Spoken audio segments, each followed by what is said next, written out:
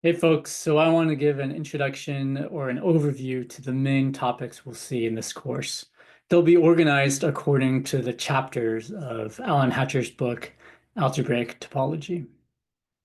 So we'll begin in chapter 0, where we discuss what spaces are we considering and what spaces do we deem to be equivalent. So the notion of equivalence that we'll pay the most attention to is homotopy equivalence.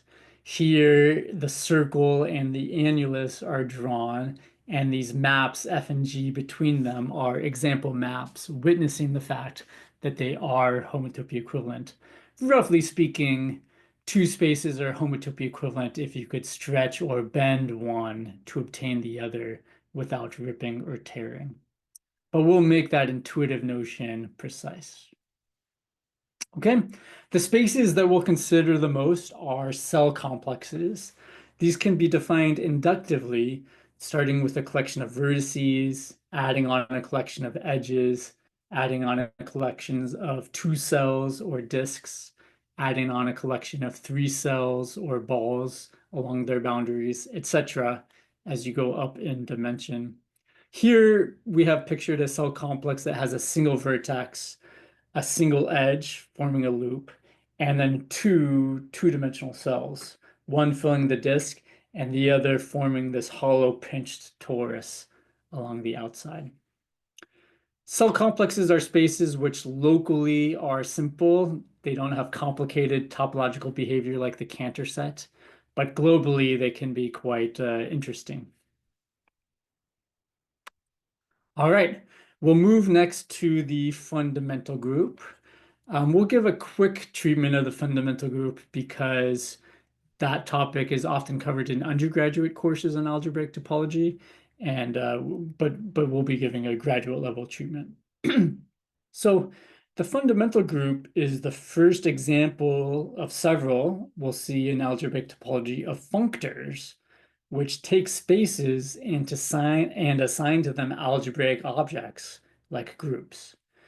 So to each space, we have an associated group, the fundamental group.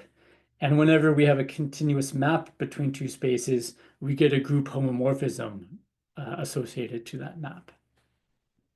It's a powerful idea in algebraic topology that really to understand spaces, you need to understand the groups associated with them. And to distinguish two spaces, you can often do so by distinguishing the associated groups.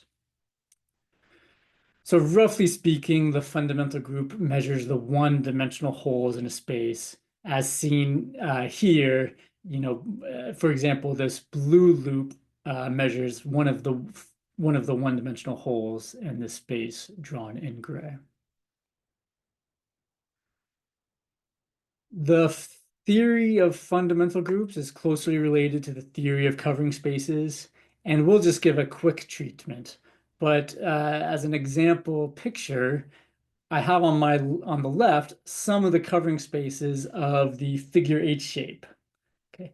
And then on the right, I have the fundamental group of the figure eight shape, the free group on two letters, and some of its subgroups.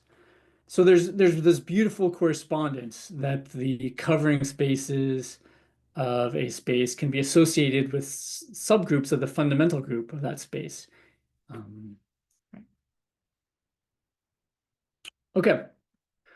The reason why we'll give a quick treatment of chapter 1 on the fundamental group is because I want to spend a lot of time discussing chapter 2 on homology. Homology is also a functor.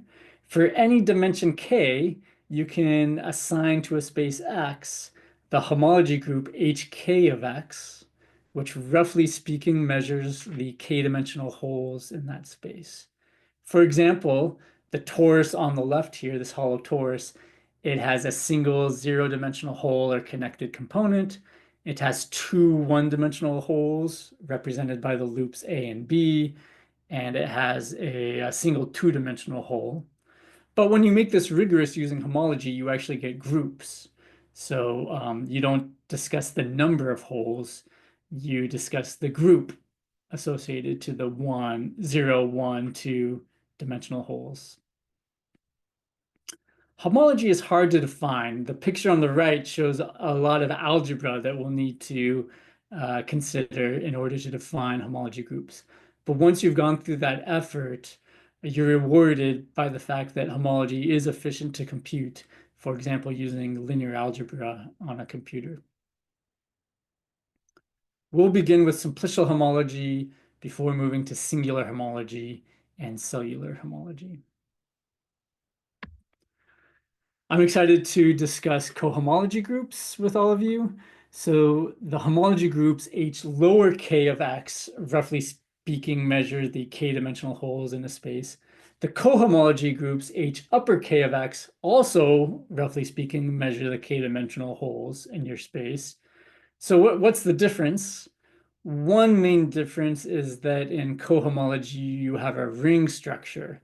So you can multiply holes of different dimensions together and obtain a new hole. This is one way that you could distinguish the hollow torus from the sphere with two loops attached. They have the same homology groups, but the ring structure on cohomology differentiates them, because in the sphere with the two loops attached, the product of the loop A with the loop B is the trivial two-dimensional hole.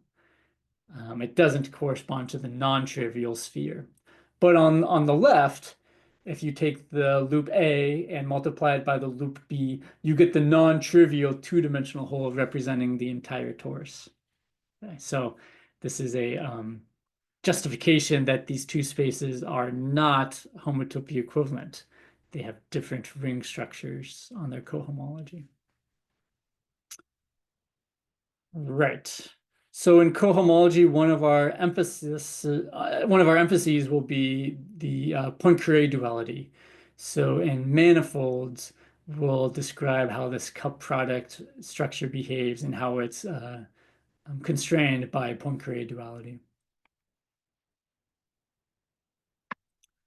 Finally, we'll give a brief treatment of chapter 4 on homotopy groups. The kth homotopy group pi k of x associates to a space X a group pi k of x, roughly speaking, measuring the k-dimensional holes in that space. All right. So what's the difference between pi k of x, the homotopy groups, and hk of x, the homology groups?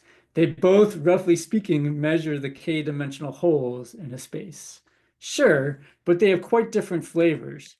So the homotopy groups are relatively easy to define. To define pi k of x, you look at maps from the k-dimensional sphere into your space.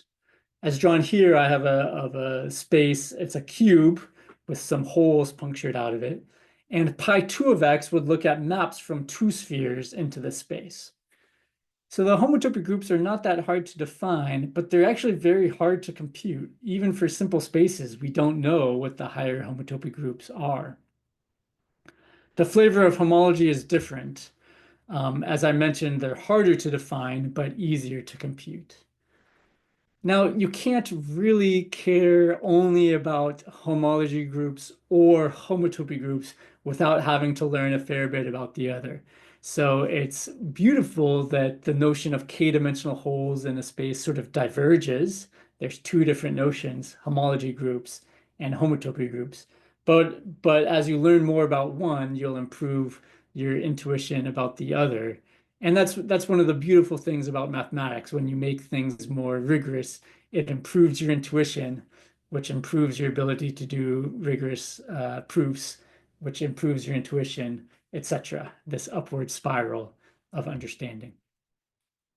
All right, so we'll begin starting soon with chapter 0 on geometric notions, and then proceed to the fundamental group quickly, homology groups, cohomology groups in detail, and then finally I'll end with just a brief treatment of homotopy groups. I'm looking forward to it. Thanks.